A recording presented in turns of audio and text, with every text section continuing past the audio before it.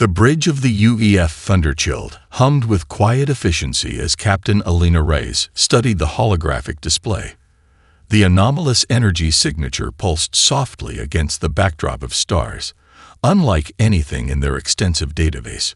She tucked a strand of dark hair behind her ear, a habit from her academy days that emerged whenever she faced difficult decisions. Lieutenant Rodriguez sharpened those long-range scans. "I want to know what we're looking at before we get any closer," she ordered. Rodriguez's fingers danced across the control interface, attempting to clarify, "Captain, but there's some kind of interference. Almost like it's deliberately scrambled." Commander Alejandro Vega, her second in command for 7 years, stepped closer. "Protocol suggests we report this to command and continue our patrol route," he said quietly, for her ears only. Alina nodded. "It does. And that's exactly what most captains would do." She studied the readings again, noting the subtle patterns in the distortion. But this isn't random damage. There's something almost desperate about these emissions. "A trap," Vega suggested. "Maybe." She straightened her uniform jacket. "Or maybe someone who needs help and doesn't know how to ask for it." Alina turned to the communications station. "Send a tight beam message to command. Inform them we're investigating an anomalous signature and will report findings.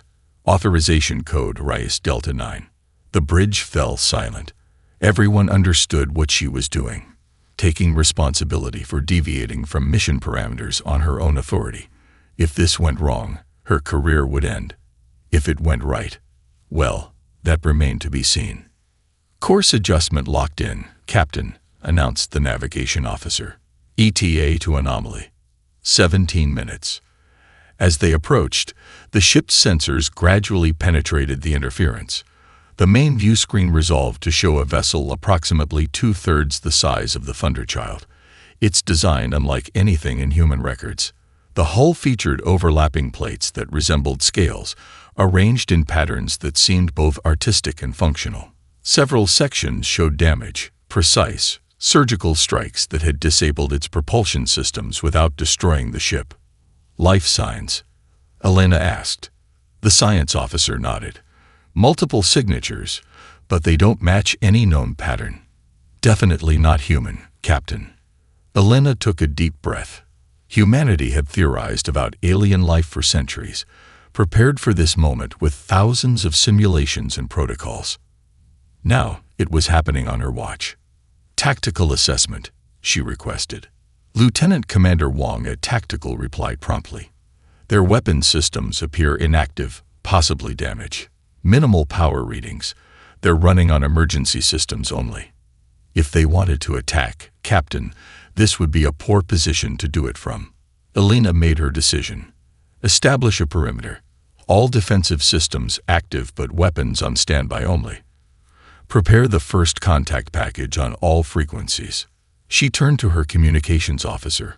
"Open a channel using the universal greeting sequence. Let's see if they want to talk." The bridge crew worked with practiced precision, each member aware of the historic nature of this moment. Humanity's first confirmed contact with an alien civilization was about to begin. The main screen flickered as the alien vessel detected their transmission. For several tense seconds, nothing happened. Then, a response, a burst of data that the ship's computers immediately began to analyze. "They're responding, Captain," the communications officer reported, excitement barely contained in her professional tone. "The translation matrix is processing now." The data resolved into a visual feed. The bridge crew collectively held their breath as the image clarified to reveal their first view of an alien being. Tall and slender, with iridescent scales covering its face and 4 eyes arranged in a diamond pattern, the creature regarded them with what Alina could only interpret as surprise. Before either side could speak, the alien vessel's remaining systems flared with warning lights. Something had just appeared on their long-range sensors. "Captain," Wong called out, his voice tense. 3 unidentified vessels just dropped out of FTL. They're on an intercept course, and they're charging weapons. The first contact was about to become significantly more complicated. Tactical, full analysis of the approaching vessels, Captain Rice commanded, her voice steady despite the sudden escalation. Communications, maintain contact with the alien ship. Let them know we're not abandoning them. The bridge erupted into controlled chaos as officers carried out her orders with practiced efficiency. The alien on the view screen gestured frantically, its 4 eyes blinking in what appeared to be alarm. Translation matrix is still calibrating, Captain, Lieutenant Chen reported, but I believe they're trying to warn us about the incoming vessels. Lieutenant Commander Wang's hands flew across his tactical display. The approaching ships matched no known configuration. Their energy signatures are unusual, cold, almost like they're absorbing ambient radiation rather than emitting it. Shields at maximum, Alina ordered. Position us between those vessels and the damaged ship. Commander Vega shot her a concerned look. Captain, we don't know if these newcomers are hostile toward us or just the alien vessel. We'll find out, Alina replied, her eyes fixed on the tactical display. But I won't let them finish off a disabled ship on my watch, alien or not. The Thunderchild's engines hummed as it maneuvered protectively in front of the alien vessel.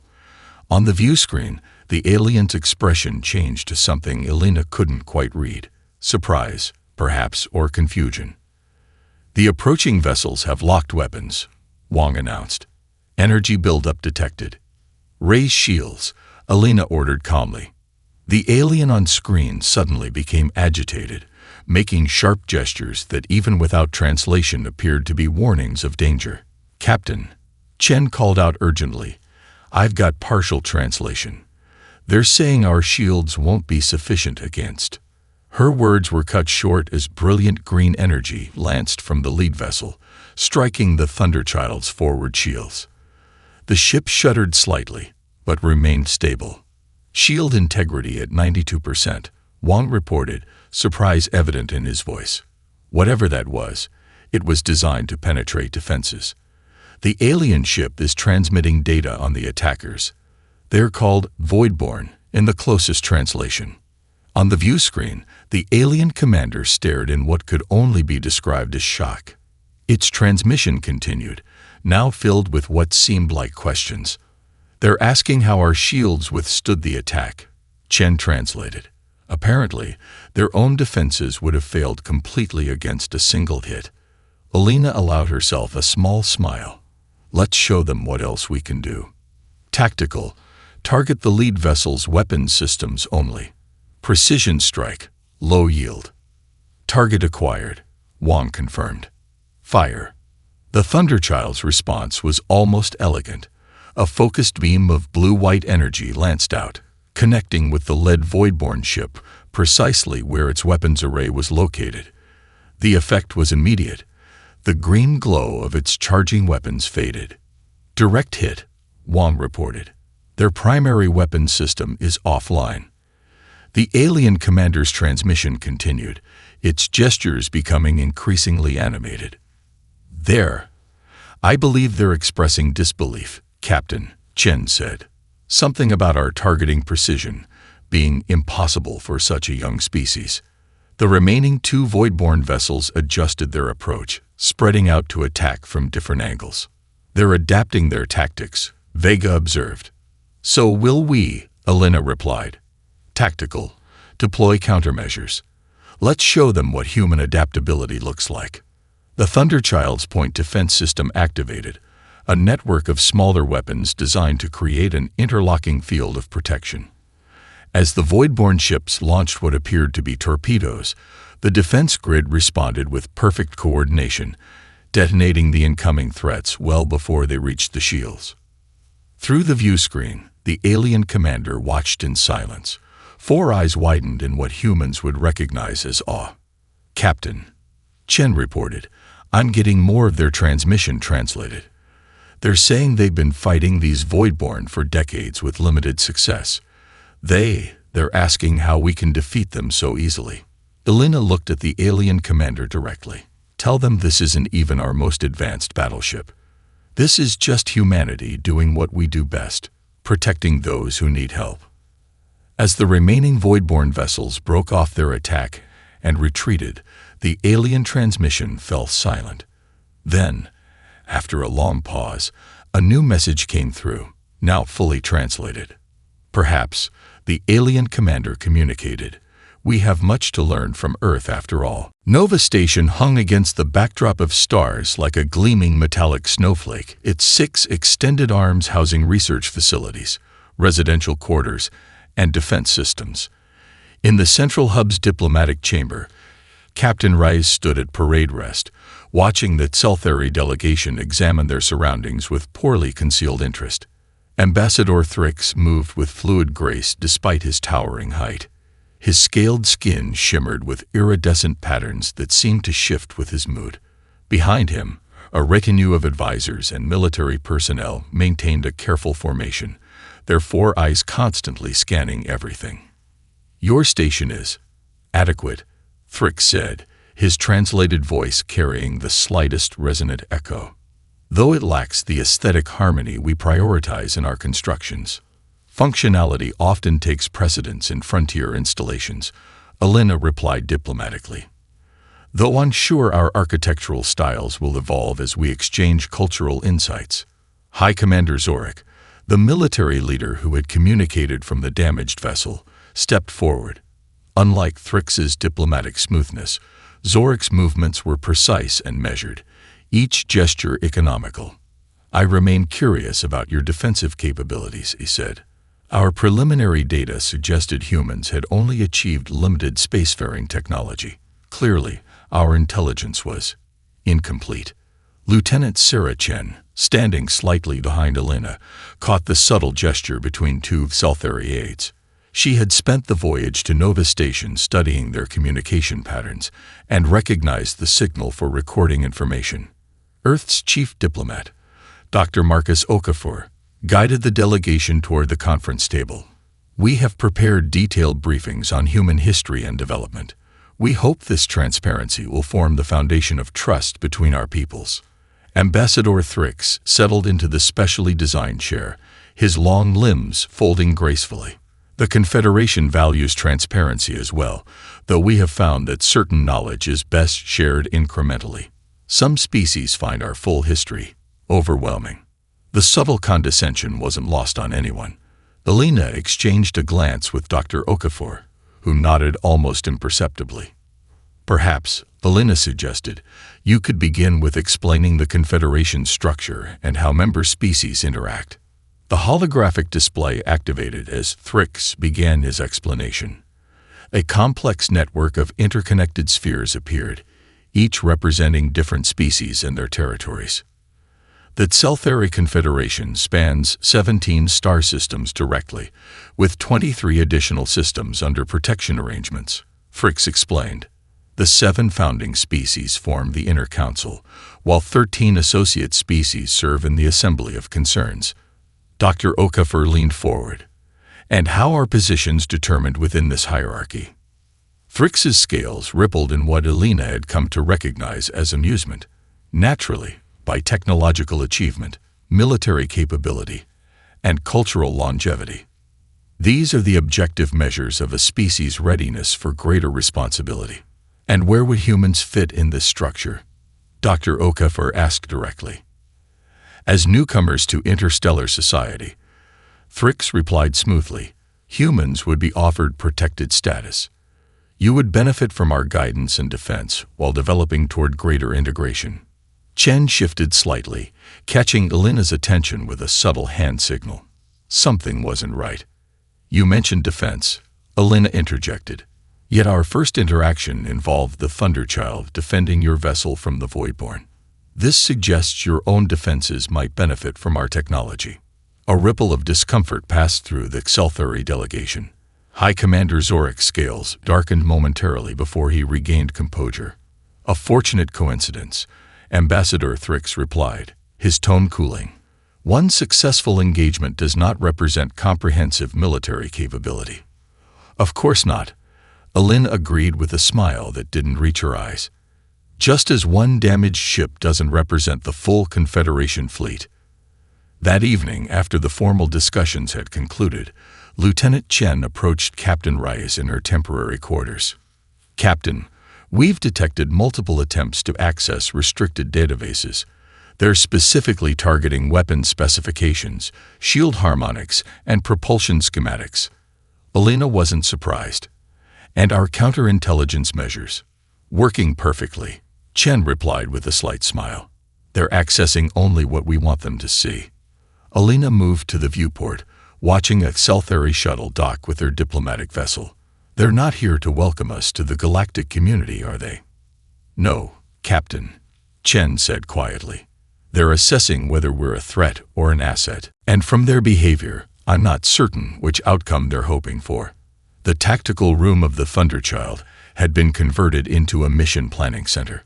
Holographic displays showed star charts unfamiliar to human eyes, with Seltheri annotations translated into English. High Commander Zorik stood at the center, his tall frame casting a long shadow across the data. "The Astral Seeker, one of our most advanced research vessels, went silent 3 cycles ago in this region," Zorik explained, indicating a sector glowing red on the display. Its last transmission mentioned a significant discovery regarding voidborn behavioral patterns. Captain Rice studied the chart carefully. "This is deep in contested territory, based on your own security classifications." "Indeed," Zorik acknowledged, "which is why previous rescue attempts have been deemed inadvisable by Confederation Command." Lieutenant Commander Wong, seated at a nearby console, caught Alina's eye. The unspoken message was clear. If the Seltheri considered it too dangerous for their own ships, sending the Thunderchild was either a suicide mission or a test. "And you believe we can succeed where your own fleet would not?" Alina asked directly.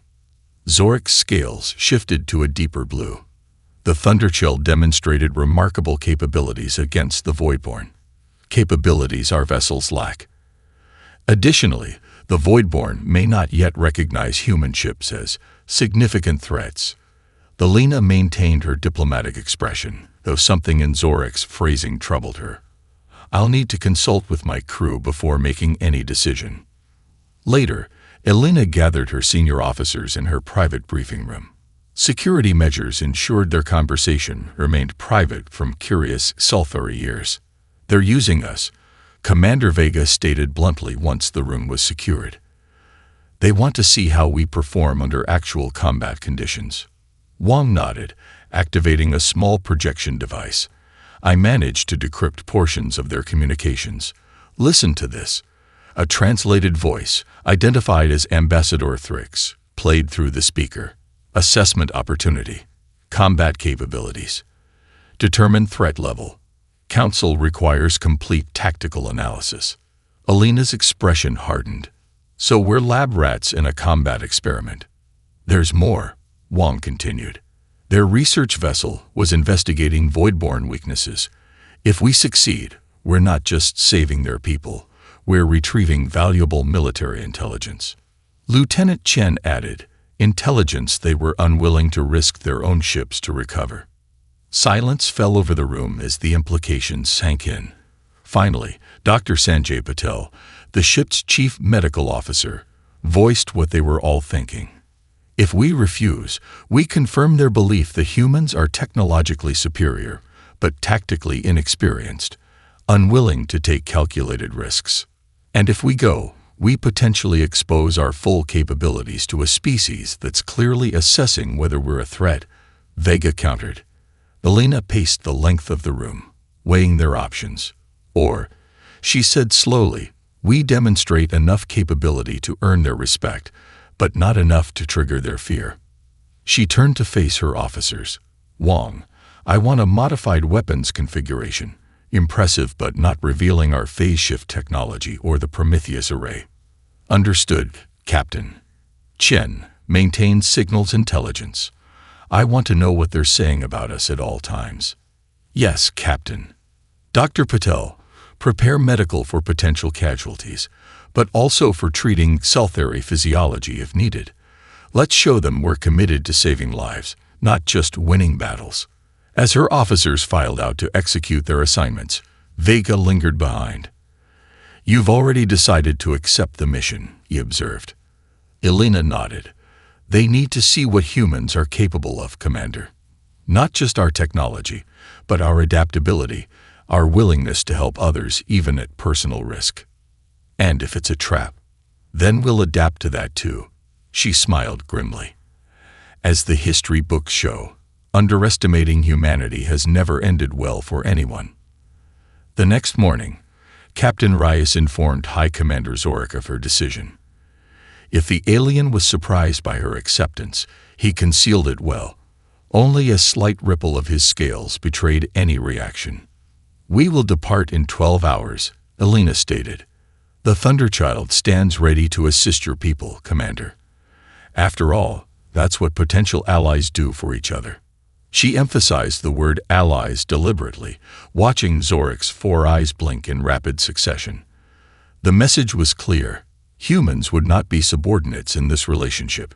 As Elena left the conference room, she caught a glimpse of Seltheri officers watching the Thunderchild's preparations through observation ports. Their expressions, even alien as they were, couldn't hide their surprise at the efficiency of her crew. The test had already begun.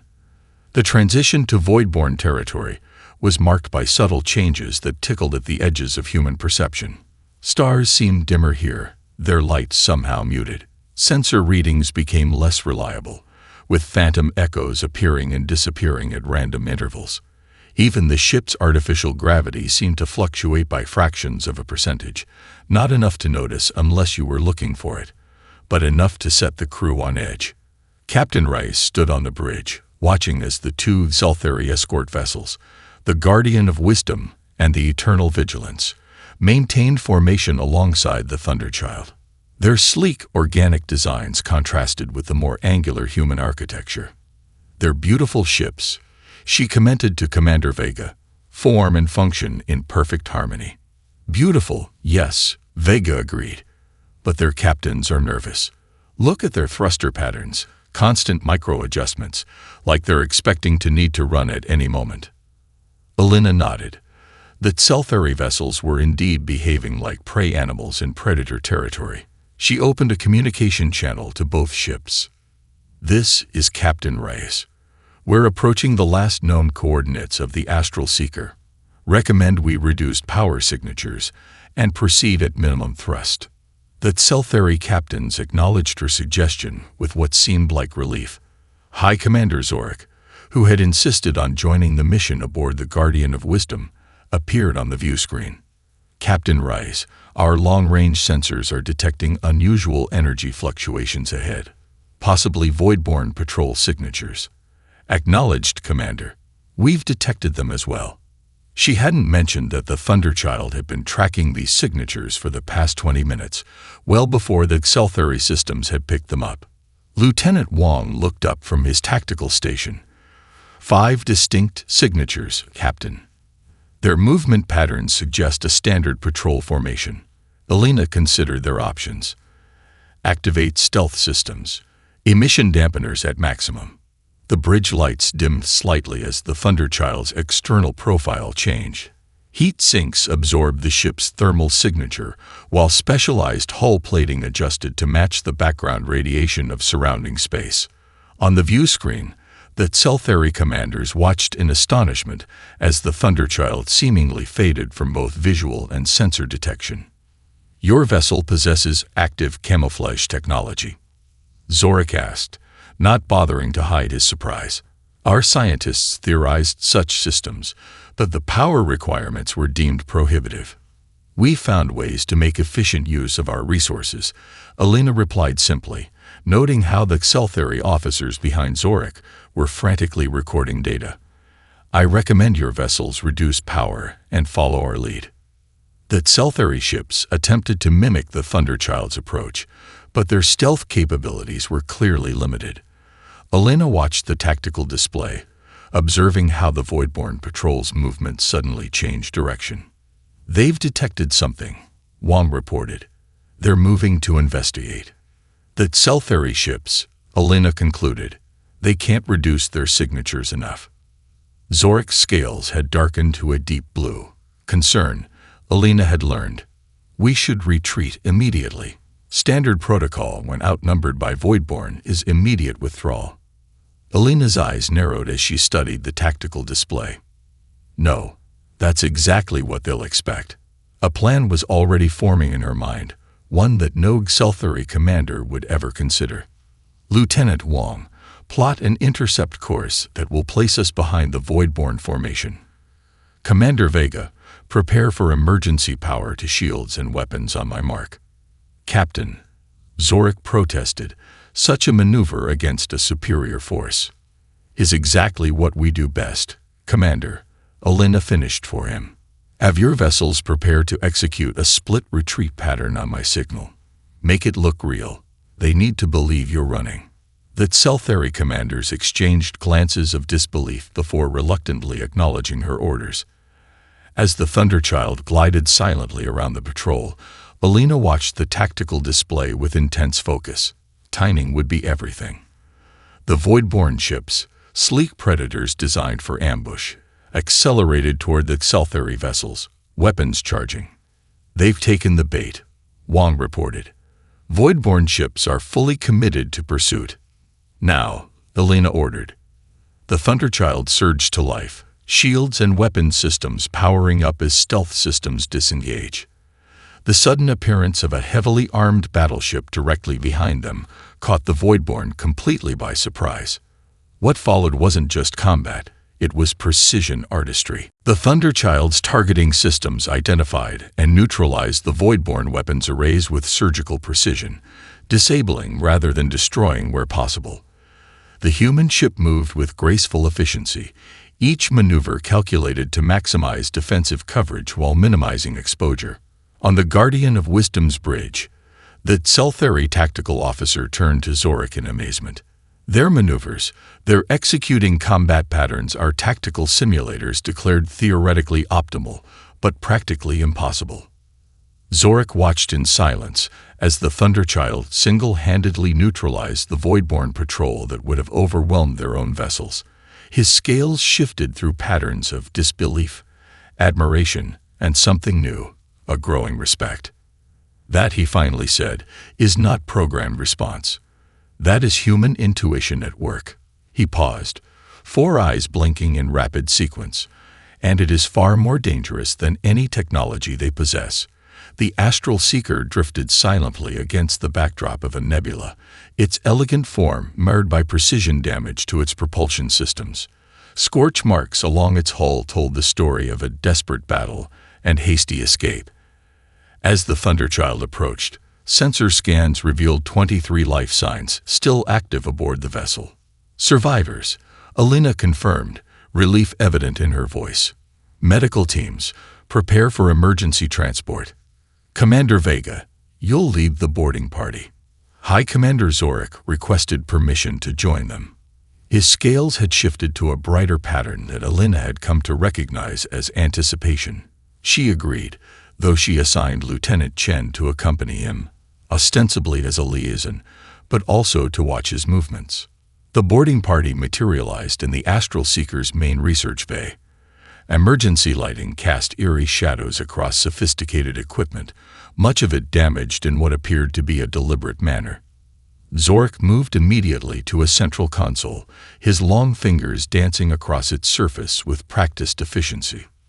The research team is in the secondary containment chamber, he reported.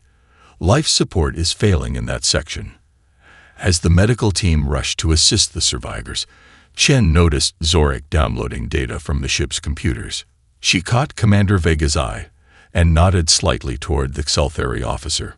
Vega acknowledged with a barely perceptible nod.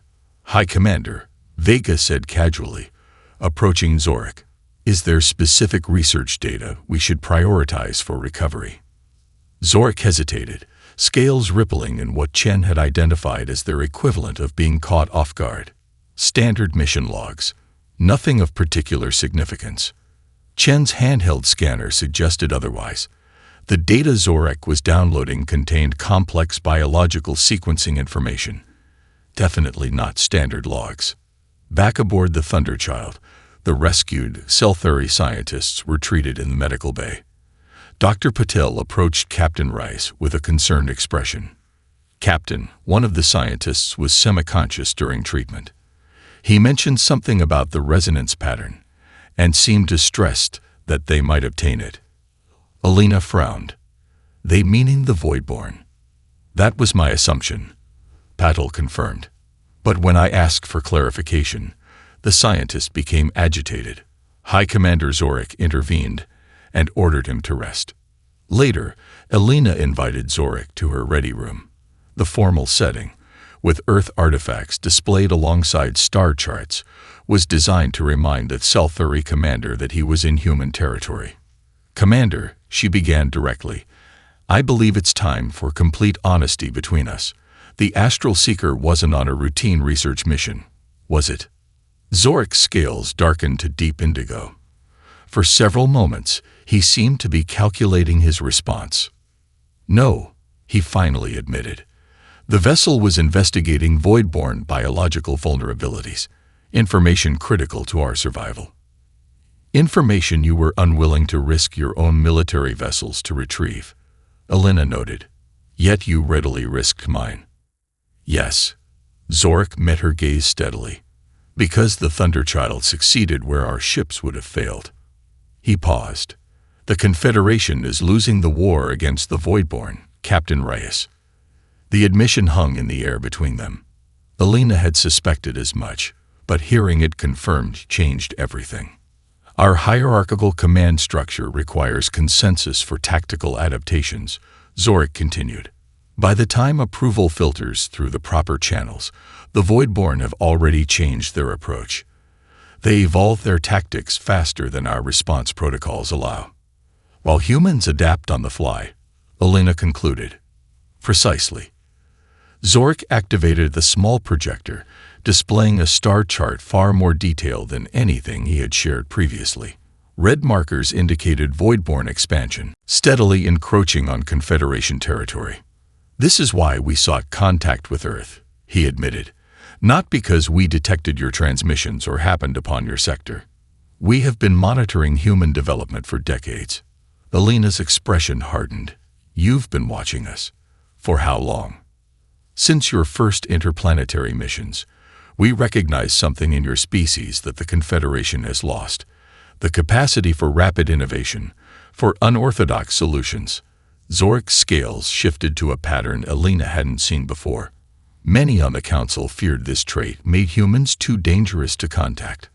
Others, like myself, came to believe it might be our only salvation.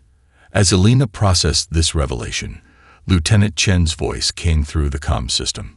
"Captain, I've completed preliminary analysis of the data recovered from the Astral Seeker. There's something you need to see immediately." Minutes later, in the science lab, Chen displayed her findings. "The Voidborn aren't random predators, Captain. They're hunting for something specific." She brought up a complex molecular structure. "This resonance pattern appears throughout Selthuri technology. It's part of their fundamental engineering approach. And the Voidborn are attracted to it," Alina concluded, the implications becoming clear. "Yes, but there's more." Chen looked directly at Zorik. "The pattern doesn't occur naturally in Selthuri biology or their original technology. It was introduced approximately 3,000 years ago, after contact with another species, one not listed in any Confederation records you shared with us." Zorik's scales went almost completely white. Shock, Alina realized. "How could you possibly know that?" he whispered. "Human pattern recognition algorithms," Chen replied simply. "We're very good at finding connections others miss." Alina turned to Zorik, her expression unyielding. "I think it's time you told us what the Selthuri Confederation is really running from." The journey back toward Confederation space carried a weight of tension that hadn't been present before. The revelations about the Voidborn's true nature had changed the dynamic between humans and Selthuri. Zorik had reluctantly shared fragments of truth about an ancient species the Confederation called the Precursors, whose technology the Selthuri had reverse-engineered millennia ago, technology that somehow attracted the Voidborn. Captain Reyes stood in the observation lounge, watching the stars stream by as the Thunderchild maintained escort position alongside the damaged Astral Seeker. The two Zelthari military vessels flanked the formation in a protective arrangement. "Captain," Lieutenant Wang's voice came through the comm system. "Long-range sensors are detecting multiple signatures approaching at high speed." Alina's moment of contemplation shattered. "How many?" "Initial count indicates 17 distinct vessels." Wang's voice carried the controlled tension of a tactical officer delivering bad news. "Energy signatures match Voidborn profiles, but they're different. Stronger." Alina hurried to the bridge, where Commander Vega had already assumed command. The tactical display showed the approaching threat, a swarm of Voidborn ships, unlike any they had encountered before. "They've modified their ships," Vega noted grimly. "See these energy readings. They've adapted after our last encounter. They evolved their technology in days." Alina murmured, the implications chilling. "Open a channel to the Zelthari vessels." Zorik's image appeared on screen, his scales a pale blue that Alina now recognized as fear. "Captain Rice, we must retreat immediately. This force is beyond anything we've encountered." "Commander, have your vessels focus on protecting the Astral Seeker," Alina replied calmly. "The Thunderchild will engage the primary force." "That's suicide," Zorik protested. "Even your vessel cannot withstand such numbers." Alina's expression remained resolute. "We have capabilities we haven't yet revealed, Commander. Trust me." As the communication ended, Vega stepped closer to her. "Captain, are you considering activating the Prometheus array?" She nodded slowly. "I don't see an alternative. That research data needs to reach the Confederation. It could be the key to understanding the Voidborn's weakness." "The array isn't cleared for demonstration to non-Earth forces," Vega reminded her, though his tone suggested he already knew her decision. "Sometimes the rules need to be broken, Commander." She turned to the tactical station.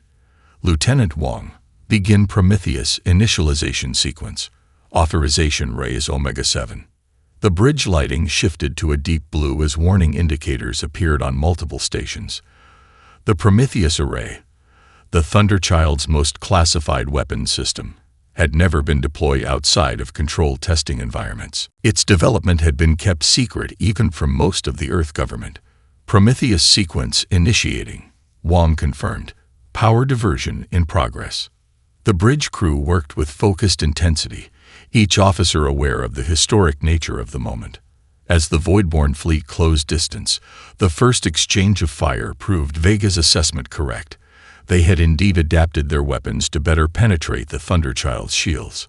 "Shields at 64%, reported the defensive systems officer. "They're targeting our propulsion systems specifically." The Zelthari vessels fared worse. The Guardian of Wisdom's shields collapsed under concentrated fire, while the Eternal Vigilance suffered critical damage to its life support systems. "Prometheus at 87% charge," Wang announced as the ship shuddered under another impact.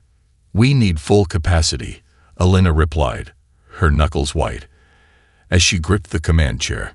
"Divert emergency power reserves." The Thunderchild trembled as internal systems strained under the power requirements. On the view screen, the Voidborn ships moved with unsettling coordination, forming a spherical attack pattern around the struggling fleet. "Prometheus at full capacity," Wang finally reported. Alina took a deep breath. "Target the center mass of the Voidborn fleet. Activate the array." For a brief moment, nothing seemed to happen. Then, space itself appeared to fold around the Thunderchild.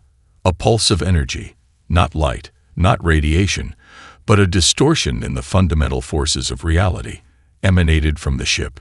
Where it touched the Voidborn vessels, the laws of physics bent and warped. The effect was catastrophic.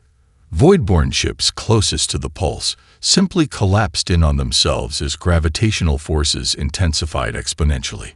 Those further away were caught in conflicting gravitational shears, torn apart or flung into each other with devastating results.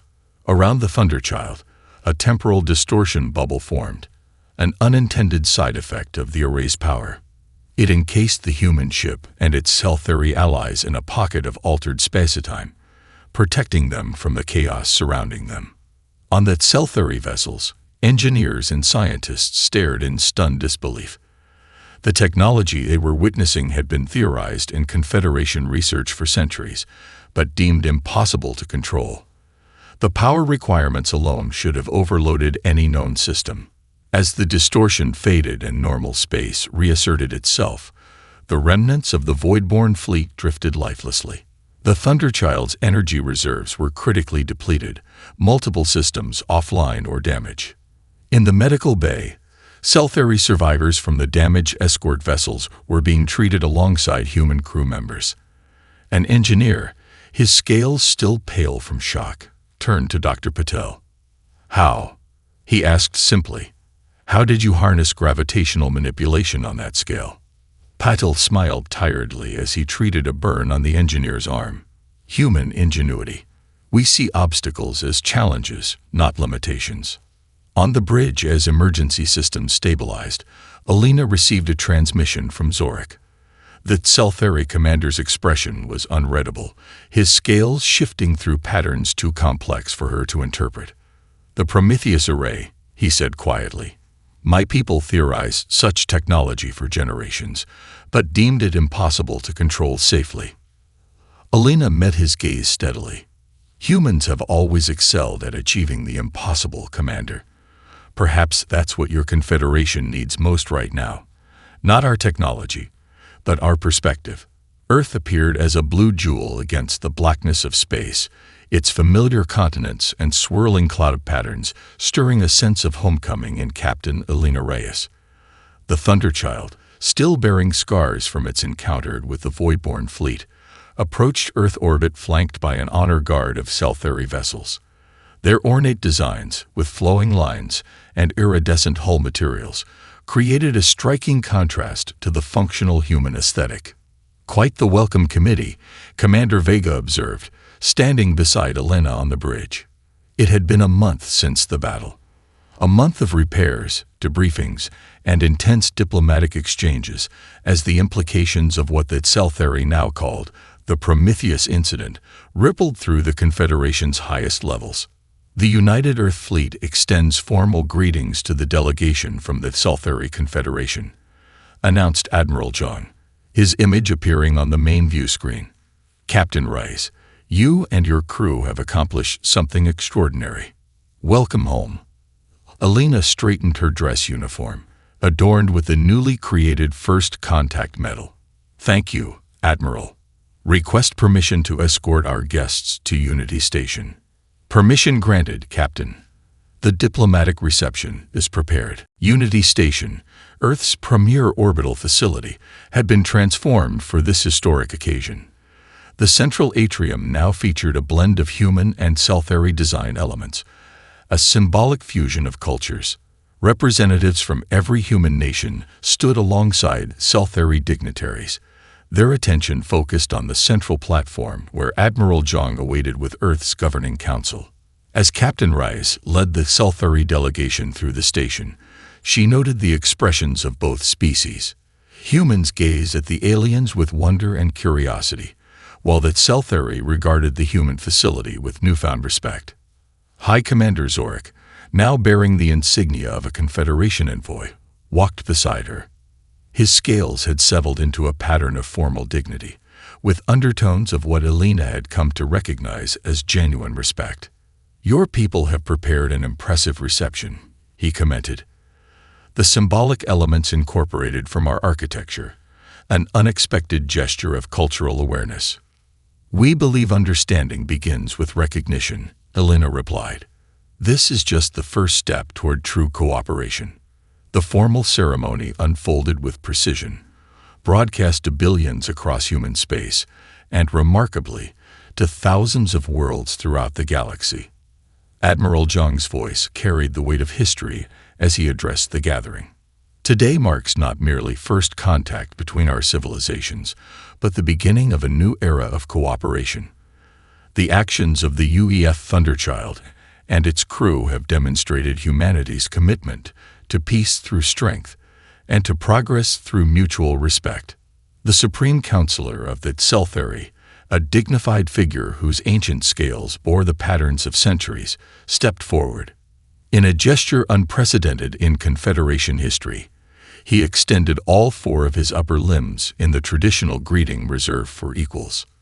The Tselthari Confederation formally recognizes the United Earth Federation as a major power within galactic society, he announced, his translated voice resonating through the chamber. This status, never before granted to a species with less than a millennium of interstellar presence, acknowledges the unique perspective and capabilities humanity brings to our shared cosmos. Murmurs spread through the gathered dignitaries. Every Tselthari present understood the monumental nature of this declaration. It bypassed thousands of years of tradition and hierarchical progression in a single moment. Later, at a more private reception, Alina found herself approached by Zorik and several members of the Confederation Scientific Authority. Captain Reyes, Zorik began, his tone more informal than during the ceremony. The Confederation Council has proposed a new alliance structure, one that would place Earth as a founding member rather than an associate power. Alina raised an eyebrow. That seems to contradict the hierarchical system you explained during our first meetings. The hierarchy was designed for stability in an era of slow change, Zorik acknowledged. But the Voidborn threat has revealed its limitations. Your approach, adapting rapidly, embracing innovation rather than fearing it. This is what the Confederation requires to survive. One of the scientific authorities, her scales bearing the patterns of mathematical sequences, added, "The Prometheus array represents more than advanced technology. It demonstrates a fundamental difference in thinking. Where we saw impossible power requirements, you created new solutions. That's the human way," Alina replied simply. "We see barriers as challenges to overcome, not boundaries to accept." As the reception continued, Lieutenant Chen approached with a data tablet. "Captain, we're detecting unusual activity. Multiple unscheduled ships transitioning to Earth orbit." The bridge of the Thunderchild, still on alert status, communicated the details. Vessels representing 7 previously unknown alien civilizations had arrived at the edge of the solar system, requesting diplomatic contact. Intelligence reports indicated these were powers from distant sectors, some traditionally hostile to the Confederation, all suddenly eager to establish relations with humanity. It seems, Zorik observed with what Alina now recognized as the Tselthari equivalent of wry amusement, that news travels quickly across the stars. Your demonstration has attracted considerable attention. Admiral Zhang studied the reports with a thoughtful expression. From isolation to the center of galactic diplomacy in 1 month. Captain Rice, I believe your first contact has evolved into something far more significant. Alina watched through the viewport as the distant ships approached, their designs as varied as the stars themselves. The realization struck her. Humanity's journey had only just begun, not through conquest or subjugation, but through the perfect demonstration of what made humans unique, their ingenuity, their adaptability, and their unwavering spirit when facing impossible odds. "Admiral," she said, turning from the view of Earth below and the stars beyond, "I believe we're going to need a bigger conference room." Around them, human and Tselthari diplomats laughed together, the sound bridging the vast differences between their species and cultures. A new chapter in galactic history had begun, written not with weapons of war, but with the best qualities of every civilization involved, and humanity's unique perspective leading the way.